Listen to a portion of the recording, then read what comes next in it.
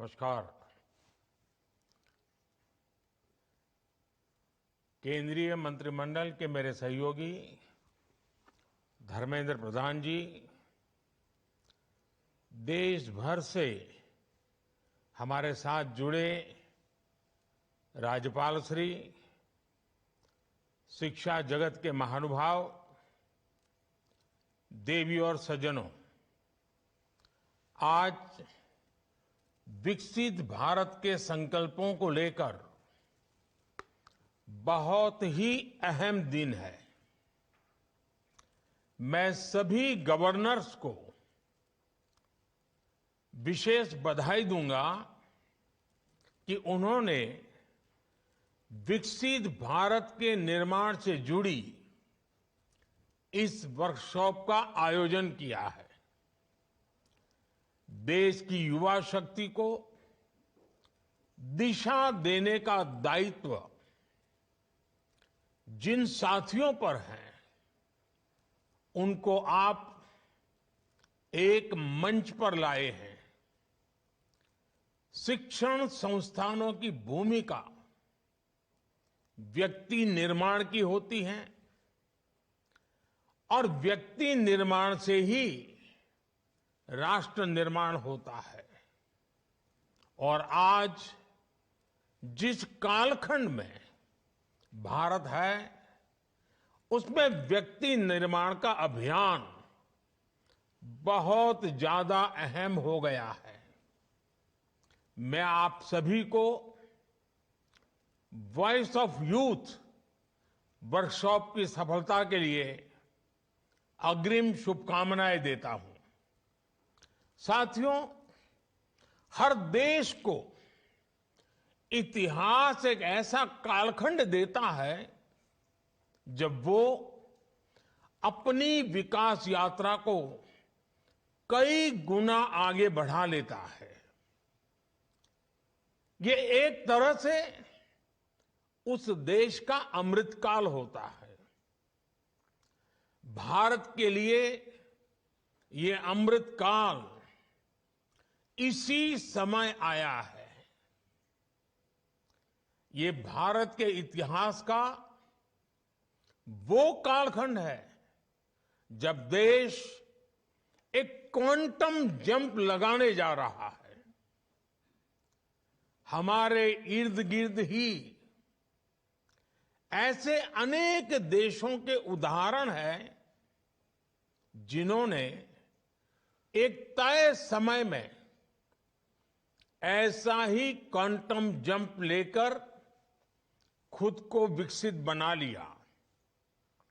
इसलिए ही मैं कहता हूं, भारत के लिए भी यही समय है, सही समय है। हमें इस अमृत काल के पल पल का लाभ उठाना है।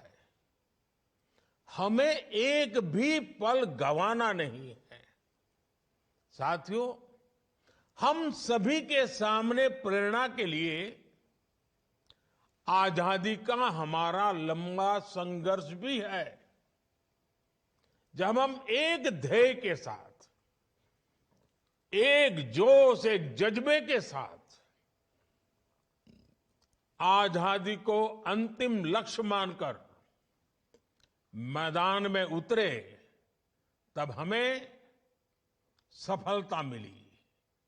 इस दौरान सत्याग्रह हो, क्रांति का रास्ता हो, स्वदेशी को लेकर जागरूकता हो, सामाजिक और शैक्षिक सुधार की चेतना हो, ये सारी धाराएं एक साथ मिलकर आजादी के आंदोलन की ताकत बन गई थी।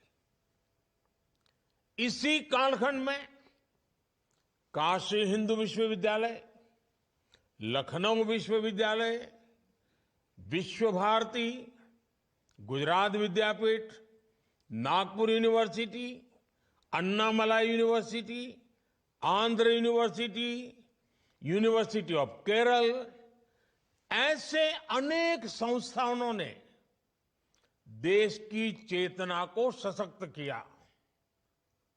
यही वो कालखंड था जब हर धारा में युवाओं के भीतर आजादी को लेकर नई चेतना का संचार हुआ।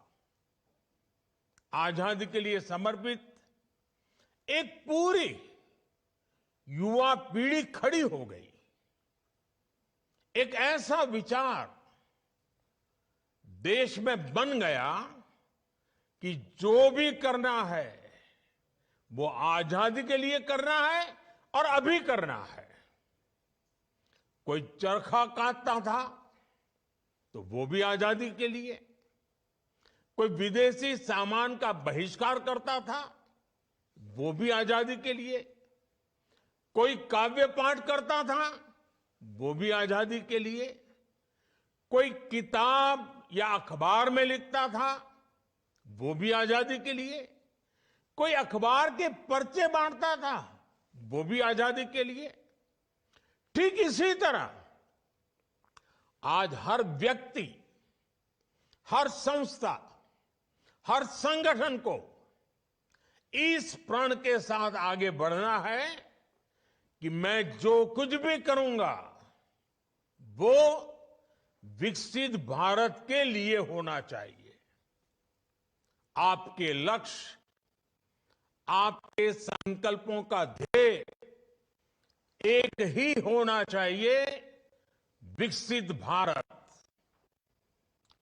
एक शिक्षक के तौर पर आप ये सोचें कि ऐसा क्या करेंगे कि विकसित भारत के लक्ष्य में देश की मदद हो।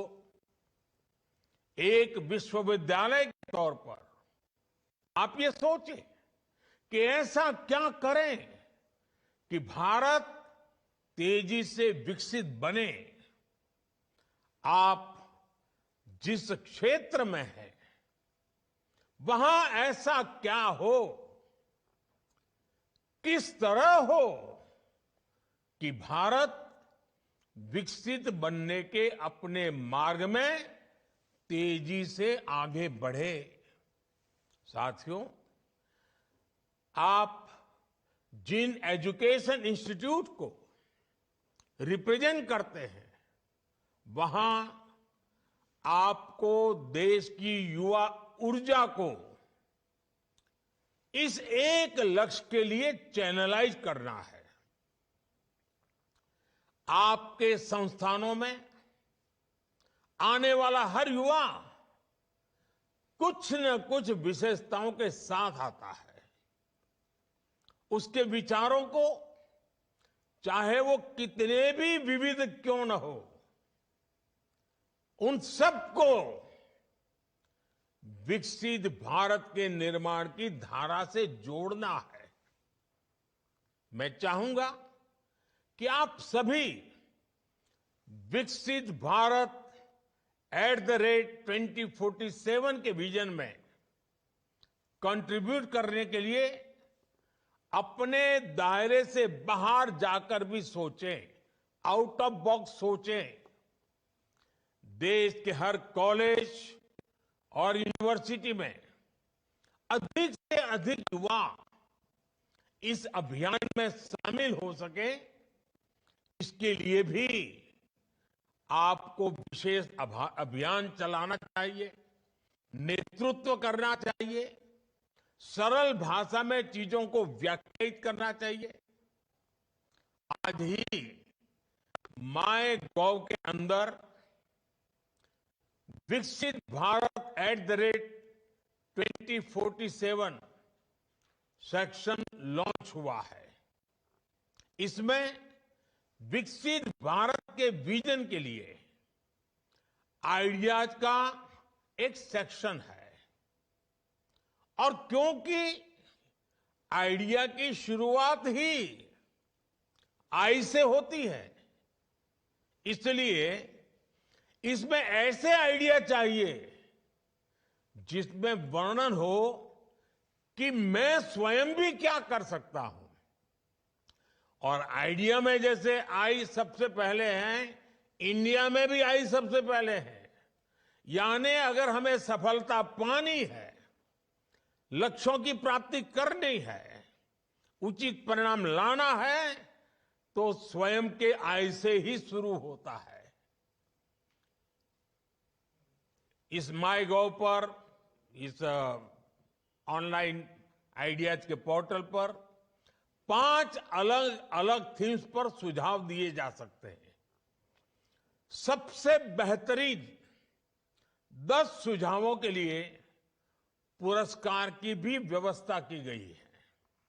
साथियों, जब मैं सुझावों की बात करता हूं तो आपके सामने खुला आसमान है।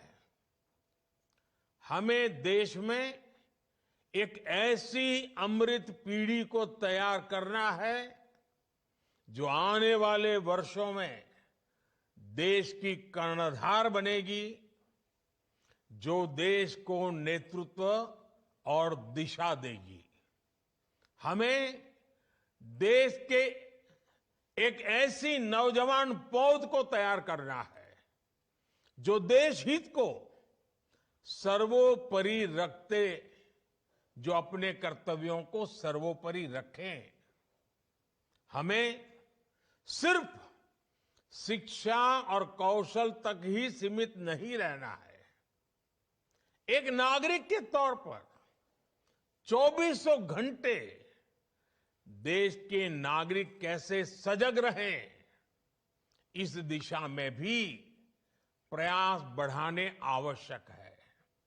हमें समाज में वो चेतना लानी है, कैमरे लगे हो या न लगे हो, लोग ट्रैफिक की रेड लाइट जंप न करें। लोगों में कर्तव्य बोध इतना ज्यादा हो कि वो समय पर दफ्तर पहुंचे, अपने दायित्वों को निभाने के लिए आगे बढ़कर काम करें। हमारे यहां जो भी प्रोडक्ट बने उसकी क्वालिटी इतनी बेहतर हो कि मेड इन इंडिया देखकर लेने वाले का गर्व और बढ़ जाए। जब देश का हर नागरिक जिस भी भूमिका में है, जब वो अपने कर्तव्यों को निभाने लगेगा तो देश भी आगे बढ़ चलेगा। अब जैसे प्राकृतिक संसाधनों के इस्तेमाल से जुड़ा विषय है,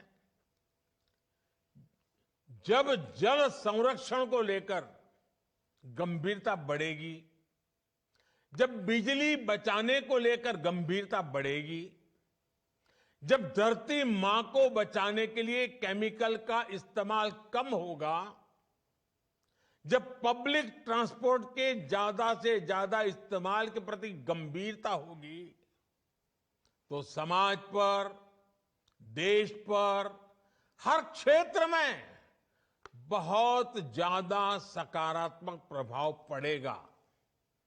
मैं ऐसे कितने ही उदाहरण आपको गिना सकता हूं। आप भी मानेंगे कि छोटी छोटी बातें हैं, लेकिन इनका इम्पैक्ट बहुत बड़ा होता है।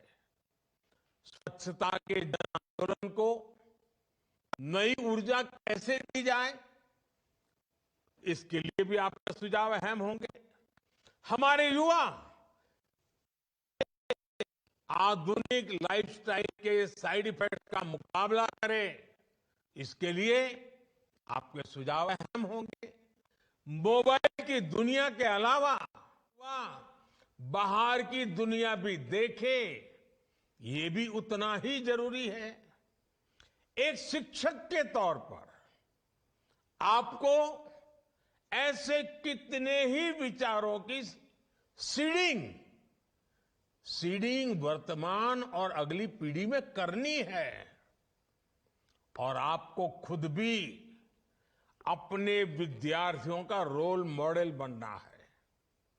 देश के नागरिक जब देश के हित की सोचेंगे तभी एक सशक्त समाज का निर्माण होगा। और आप भी जानते हैं कि जिस तरह समाज का मानस होता है, वैसी ही झलक हमें शासन प्रशासन में भी नजर आती है। मैं अगर शिक्षा के क्षेत्र की बात करूं, तो उससे जुड़े भी कितने ही विषय हैं। 3-4 साल के कोर्स के बाद हमारे शिक्षण संस्थान प्रमाण पत्र देते हैं, डिग्रियां देते हैं, लेकिन क्या हमें ये सुनिश्चित नहीं करना चाहिए कि हर छात्र के पास कोई न कोई स्किल अनिवार्य रूप से हो?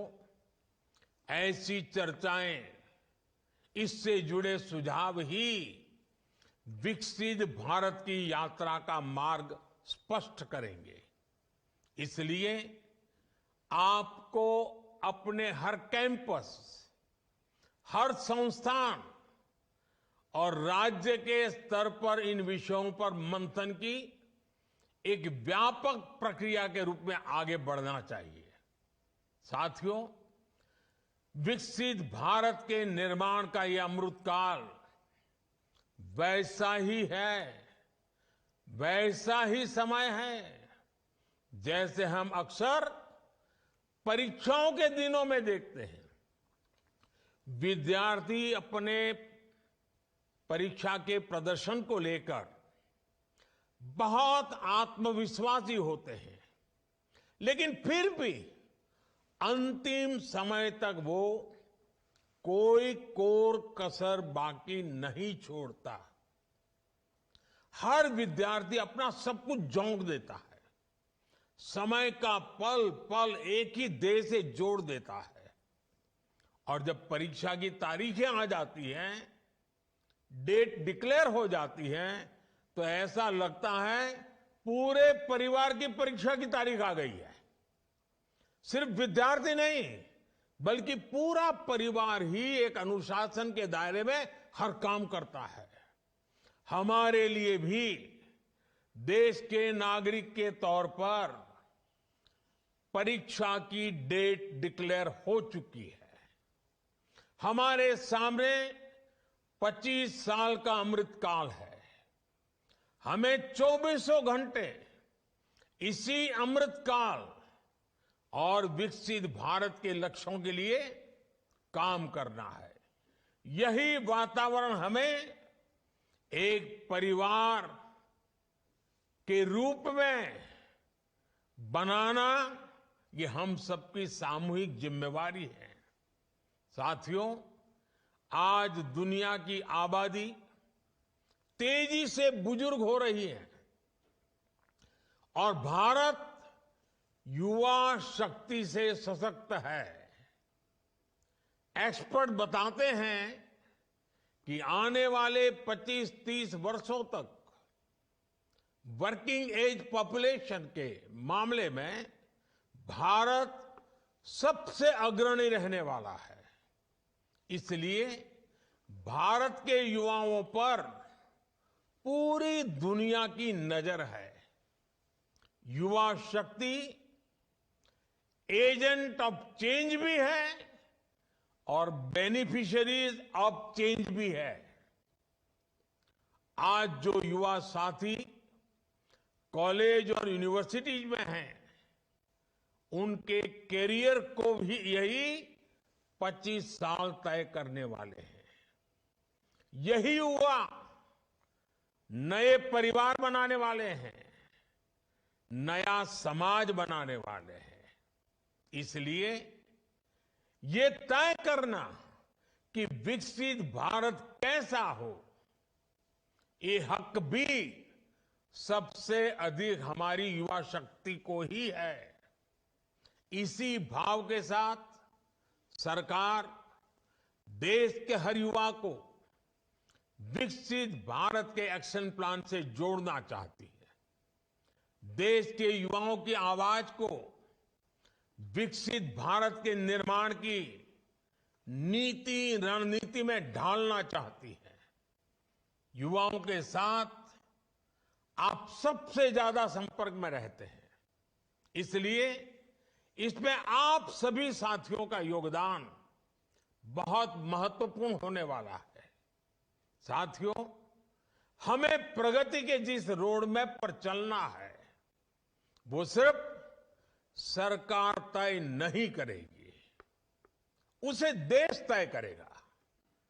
देश के हर नागरिक का इनपुट उसमें होगा, सक्रिय भागीदारी इसमें होगी। सबका प्रयास यानी जन भागीदारी एक ऐसा मंत्र है जिससे बड़े से बड़े संकल्प सिद्ध होते हैं। स्वच्छ भारत अभियान हो, डिजिटल इंडिया अभियान हो, कोरोना से मुकाबला हो, वोकल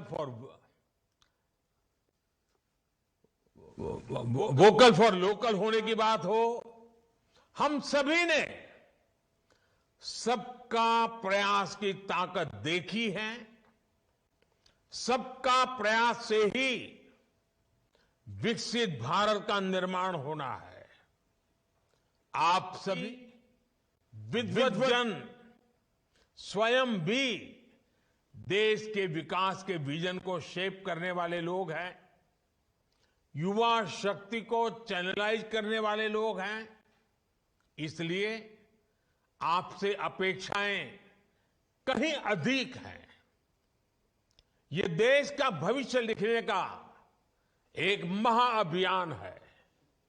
आपका हर सुझाव विकसित भारत की इमारत की भव्यता को और निखारेगा। एक बार फिर आप सभी को आज के इस वर्कशॉप की तो शुभकामनाएं देता हूं, लेकिन आज से जो आंदोलन शुभारंभ हो रहा है, और मेरा पक्का विश्वास है कि 2047 तक हम विकसित भारत बना सकते हैं, मिलकर के बना सकते हैं। आज यात्रा का आरंभ हो रहा है। नेतृत्व शिक्षाविदों के हाथ में है, नेतृत्व विद्यार्थियों के हाथ में है, नेतृत्व शिक्षण जगत की इंस्टीट्यूशंस के हाथ में है, और ये अपने आप में देश बनाने वाली और स्वयं को भी बनाने वाली पीढ़ी का कालखंड है। उन सब के लिए मेरी बहुत बहुत शुभकामनाएं हैं। धन्यवाद।